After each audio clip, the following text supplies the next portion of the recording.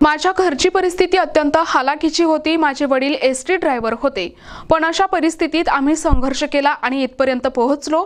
इथपर्यंतचा प्रवास हा सहजासहजी शक्य झाला नाही। आता मंत्रिपदाच्या कार्यकाळात देखील मी डॉक्टर बाबासाहेब आंबेडकरांमुळेच हे सर्व मिळाले आहे असे समजून काम करत आहे, असे मंत्री संजय शिरसाट यांनी सांगितले आहे। मंत्री झाल्या विद्यार्थ्यांच्या वसतिगृहाची दुरावस्था दूर करण्यासाठी प्रयत्न केले।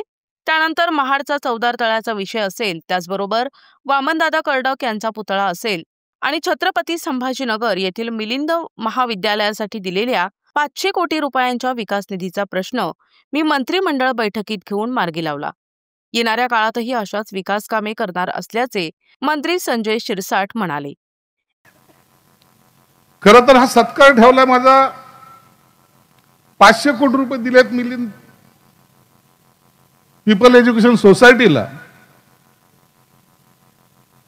आणि मलाच कळत नाही की मी हे काय केलंय की ज्याच्यामुळे लोक माझा सत्कार करायला लागले।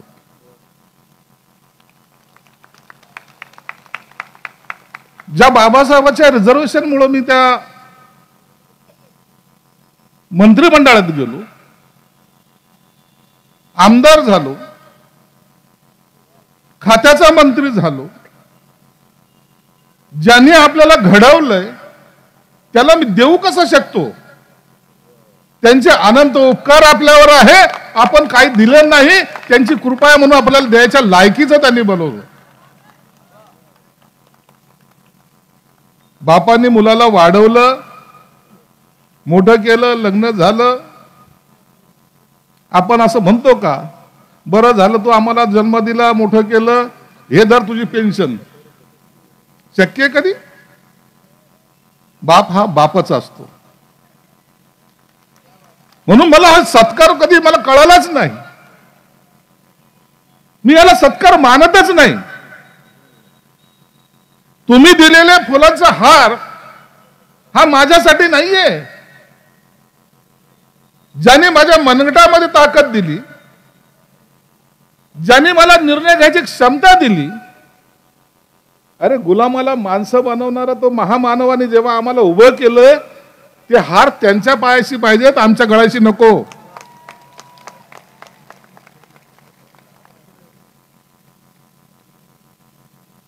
अनेक ठिकाणी सत्कार व्हायला लागले। सत्काराला काय उत्तर द्यावं, माझ्याकडेच उत्तर नाहीये। कोणी काय केलं यापेक्षा आपण काय करू शकतो याच्यावर माझा विश्वास आहे। त्यांनी काय केलं नाही म्हणून मी केलं, यापेक्षा मी काय केलं ह्याला महत्व असतं। आपल्याकडे आलेली संधी कधी वाया जाऊ द्यायची नसते, हे फक्त मी शिकलेलो आहे। 500 कोटी कांगणे सर, हे 500 कोटीचं इतकं काय झालंय ना मोठं। अहो, मी 1200 कोटी रुपये हॉस्टेलसाठी दिलेत। खर्च किती आहे माझ्या वर्षाचा? तो एका दिवसाचा खर्च किती आहे? 14.5 कोटी रुपये आम्ही खर्च करतो। माझं खातं दुसऱ्या दिवशी सपाट। अधिकाऱ्याला सहज विचारलं, एवढे 14.5 कोटी रुपये खर्च केले गेल्या वर्षी आम्ही, नंतर ते सपाटीकरण वगैरे केले, जागेचं काय होतं? म्हणजे ज्याची जागा आहे ते लेआउट करताना विकून टाकतो। दुसऱ्या वर्षी दुसरी जागा मी शोधतो। अभिवादन करणाऱ्यांना दरवेळेला नव्या जागेतून एंट्री मला चालणार नाही। 100 कोटी रुपये दिले मी त्या ह्याला भीमा कोरेगावला, अनेक काम।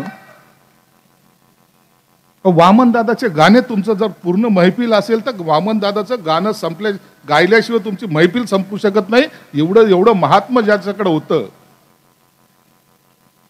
काय केलं त्याच्यासाठी? सिन्नर मध्ये त्यांचं गाव आहे, 55 कोटी रुपये दिले। त्यांचं एक भव्य असं ते स्मारक आपण तयार करतोय, 2 महिन्यात कामाला सुरुवात होईल। मी हे यासाठी सांगतोय की आपल्याला जे अधिकार दिले त्या अधिकाराचा फक्त मी वापर करतोय। मी कुणाला दुखवतोय का? मी कुणाला बोलतोय का? गेल्या 8 दिवसापूर्वी एक निर्णय घेतला, तो सगळ्यात मोठा निर्णय मला वाटला. अॅट्रॉसिटीचे जे गुन्हे झाले होते, ज्या गावखेड्यातल्या ज्याच्या गरीब कुटुंब 889 लोकांचे खून झालेले आहेत. किती? 889 लोकांचे खून झालेत 2012 पासून आतापर्यंत. घरातला असलेला दिवा काही समाजकंटकांनी विझवलाय, त्या घराकडे कोणी पाहायला सुद्धा तयार नव्हतं. सहानुभूती दाखवतात, मोर्चे आंदोलन होतात, परंतु नेमकं त्या घराचं नंतर काय झालंय कोणी पाहत नाही. गेल्या आठवड्यामध्ये कॅबिनेटमध्ये निर्णय घेतला, त्याच्यातले 151 आदिवासी आहेत, बाकी इतर एससी आहेत. त्या प्रत्येक घरातल्या 889 लोकांना सरकारी नोकरी द्यायचा निर्णय गेल्या आठवड्यामध्ये आम्ही घेतला, आणि तेही माझ्याच खात्यात. म्हणजे चिंता नाही, ते खात्यात नोकरी लागेपर्यंत तो म्हातारा होऊन जायचा. काम करा. अरे त्या घरामध्ये मी जर एखादा दिवा लावू शकत असेल तर तेच तर बाबासाहेबांनी आम्हाला शिकवलंय. बाबासाहेबांनी दुसरं काय शिकवलंय? शिका, संघटित व्हा, संघर्ष करा, सगळेजण बोलतात. शिकायला हॉस्टेल चांगलं पाहिजे की नाही पाहिजे? संघटित होताना त्या सर्व गोष्टीचा त्याच्या डोक्यामध्ये विचार केव्हा येईल? ज्या टायमाला तो शिकेल. संघर्ष तर आपल्या 5वीला पुजलेला आहे, कधीतरी मोठं होऊ का नाही. NTV news Marathi, Parbhani.